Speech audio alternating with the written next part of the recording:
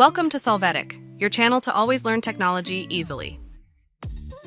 Below in the description, you will find useful links and commands we used in this video.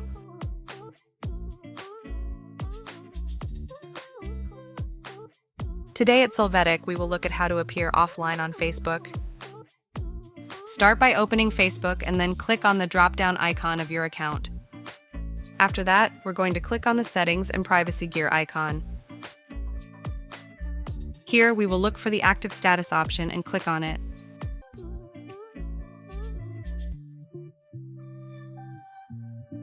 Now we'll see the option to show when you're active and we can turn it off. After that, they won't be able to see when you're online, but you won't be able to see their online status either. Hey, remember to subscribe Solvetic channel.